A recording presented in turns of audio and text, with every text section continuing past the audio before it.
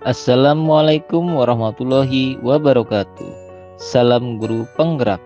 Perkenalkan, nama saya Riuzini Mandraguna, calon guru penggerak angkatan 9 SMA PGRI 1 Sindang Kabupaten Indramayu. Pada kesempatan kali ini, saya akan memaparkan koneksi antar materi modul 2.3 coaching untuk supervisi akademik.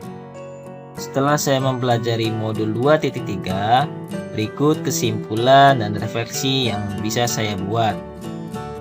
Kesimpulan dan refleksi tersebut mengacu pada dua pertanyaan. Yang pertama, bagaimana peran Anda sebagai seorang coach di sekolah dan keterkaitannya dengan materi sebelumnya di paket modul 2, yaitu pembelajaran berdiferensiasi dan pembelajaran sosial dan emosi. Yang kedua, bagaimana keterkaitan keterampilan coaching dengan pengembangan kompetensi sebagai pemimpin pembelajaran.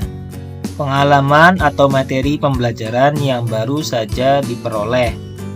Dalam modul 2.3, saya mempelajari tentang coaching untuk supervisi akademik yang bertujuan untuk mengembangkan kompetensi diri dalam setiap pendidik di sekolah. Pendekatan yang digunakan adalah coaching yang memiliki 3 prinsip, yaitu kemitraan, proses kreatif, dan memaksimalkan potensi. Kompetensi inti coaching yang harus dimiliki diantaranya kehadiran penuh, mendengarkan aktif, dan mengajukan pertanyaan berbobot. Lalu saya juga mempelajari tentang alur tirta. Alur tirta digunakan dalam percakapan berbasis coaching. Alur tirta yaitu tujuan, identifikasi, rencana aksi, dan tanggung jawab. Selain itu, saya juga mempelajari tahapan dalam supervisi akademik. Terdapat 3 tahapan supervisi akademik, yaitu pra-observasi atau perencanaan, observasi atau pelaksanaan, dan pasca observasi atau tindak lanjut. Emosi-emosi yang dirasakan terkait pengalaman belajar, yaitu yang pertama, saya merasa cemas. Kenapa? Karena sebelum mempelajari materi modul ini, saya sedikit cemas karena khawatir saya tidak mampu memahami materi dan mengimplementasikannya di sekolah.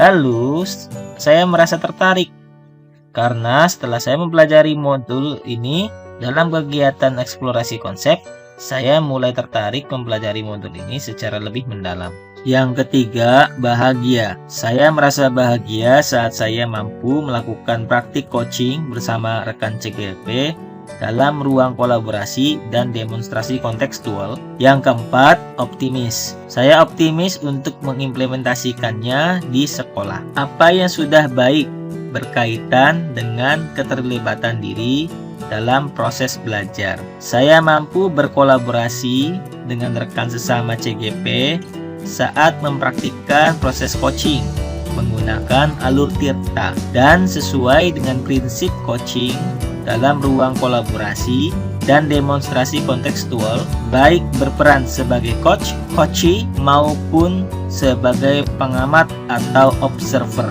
Apa yang perlu diperbaiki terkait dengan keterlibatan diri dalam proses belajar? Yang perlu diperbaiki adalah kemampuan saya dalam mengajukan pertanyaan berbobot. Hal ini sangat penting karena saya akan dapat menggali informasi permasalahan pada diri coachee sehingga dapat menemukan solusi atas permasalahan yang dihadapi. Keterkaitan terhadap kompetensi dan kematangan diri pribadi. Setelah saya mempelajari modul ini, kompetensi saya mulai berkembang. Hal ini ditandai dengan saya mampu mempraktikkan proses coaching menggunakan alur tirta, baik sebagai coach, coachee, maupun pengamat. Saat saya mempraktikkan proses coaching, saya harus mampu mengendalikan diri dari asumsi-asumsi pribadi dan emosi, sehingga muncul kematangan berpikir dan bertindak sesuai dengan prinsip coaching, yaitu kemitraan, proses kreatif, dan memaksimalkan potensi. Analisis untuk implementasi dalam konteks CGP memunculkan pertanyaan kritis yang berhubungan dengan konsep materi dan menggalinya lebih jauh.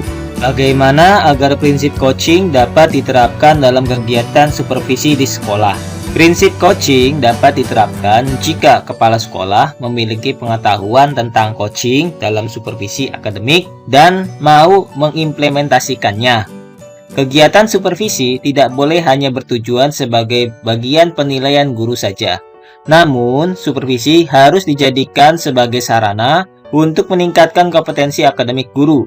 Sehingga tidak hanya melakukan observasi kelas saja, tetapi harus ada percakapan pra-observasi dan pasca-observasi. Dalam percakapan pra-observasi, kepala sekolah harus mendiskusikan perencanaan yang akan dilakukan oleh guru. Sedangkan saat pasca-observasi, kepala sekolah memberikan umpan balik atau tindak lanjut terkait pelaksanaan observasi kelas yang dilakukan oleh guru. Mengolah materi yang dipelajari dengan pemikiran pribadi sehingga tergali wawasan baru. Coaching dalam supervisi akademik dapat berpengaruh dalam terwujudnya pemimpin pembelajaran yang berpihak pada murid. Pembelajaran yang berpihak pada murid adalah hal yang sangat penting untuk diterapkan dalam lingkungan sekolah. Agar dapat terwujud pembelajaran yang berpihak pada murid, maka guru harus memiliki kompetensi menjadi pemimpin pembelajaran. Menjadi pemimpin pembelajaran harus memahami perkembangan murid secara menyeluruh, tidak hanya aspek kognitif saja, namun juga harus memahami karakter dan sosial emosional murid. Dengan demikian, tujuan coaching untuk supervisi akademik adalah untuk mengembangkan kompetensi guru agar dapat meningkatkan kinerja dan terwujudnya pembelajaran yang berpihak pada murid. Menganalisis tantangan yang sesuai dengan konteks asal CKP, baik tingkat sekolah maupun daerah. Tantangan terberat adalah menyamakan persepsi tentang coaching dalam supervisi akademik kepada komunitas sekolah. Karena biasanya supervisi hanya dijadikan sebagai nilai rutin kepala sekolah kepada guru saja. Padahal seharusnya dapat dijadikan sebagai pedoman untuk meningkatkan kompetensi guru. Selanjutnya yaitu memunculkan alternatif solusi terhadap tantangan yang diidentifikasi. Alternatif solusi yang dapat dilakukan adalah melakukan sosialisasi kepada seluruh komunitas sekolah saat kegiatan rapat guru agar terjadi persamaan persepsi tentang makna supervisi akademik. Solusi selanjutnya adalah dengan memberikan contoh praktik coaching dalam supervisi akademik melalui berbagai media informasi digital yang dapat diakses oleh seluruh komunitas sekolah. Saya pernah disupervisi oleh kepala sekolah dan wakasek kurikulum. Namun, kegiatan supervisi tersebut hanyalah sebatas melakukan penilaian guru saja, tanpa mengetahui makna dari supervisi. Tidak ada kegiatan pra-observasi ataupun pasca-observasi, sehingga kegiatan tersebut hanya sebatas pemberian nilai guru saja. Penerapan di masa depan. Di masa depan, kegiatan supervisi harus dijadikan salah satu bagian dalam peningkatan kompetensi guru dalam bidang akademik, dengan menggunakan prinsip coaching, yaitu kemitraan, proses kreatif, dan memaksimalkan potensi. Konsep atau praktik baik yang dilakukan dari modul lain yang telah dipelajari. Pada modul 2.1, dalam pembelajaran berdiferensiasi, murid dikelompokkan berdasarkan kebutuhan belajarnya agar dapat memaksimalkan potensi yang dimiliki. Begitu pula dengan praktik coaching, yang harus dimaksimalkan adalah potensi coaching agar dapat menemukan sendiri solusi atas permasalahan yang dihadapi. Pada modul 2.2, dalam pembelajaran sosial emosional, terdapat teknik stop dan mindfulness yang dilakukan untuk dapat membuat suasana menjadi lebih kondusif. Saat melakukan coaching pun, seorang coach harus menerapkan teknik tersebut agar dapat fokus dan terwujud kehadiran penuh saat melakukan proses coaching. Kedua modul tersebut saling berkaitan dengan modul 2.3, yaitu coaching untuk supervisi akademik. Informasi yang didapat dari orang atau sumber lain di luar bahan ajar PGP. Berikut sumber lain di luar bahan ajar PGP yang saya pelajari. Bagaimana peran Anda sebagai seorang coach di sekolah dan keterkaitannya dengan materi sebelumnya di paket modul 2, yaitu pembelajaran berdiferensiasi dan pembelajaran sosial dan emosi. Saya berperan sebagai coach untuk melakukan proses coaching dengan siswa yang bertindak sebagai coaching. Jika dihubungkan dengan materi modul 2.1 tentang pembelajaran berdiferensiasi dan modul 2.2 tentang pembelajaran sosial emosional, Maka proses coaching tersebut mampu mengoptimalkan potensi dalam diri siswa sehingga guru akan menemukan cara yang terbaik dalam memenuhi kebutuhan individu siswa. Bagaimana keterkaitan keterampilan coaching dengan pengembangan kompetensi sebagai pemimpin pembelajaran? Jika keterampilan coaching seorang guru sudah meningkat, maka pengembangan kompetensi guru sebagai pemimpin pembelajaran akan meningkat pula.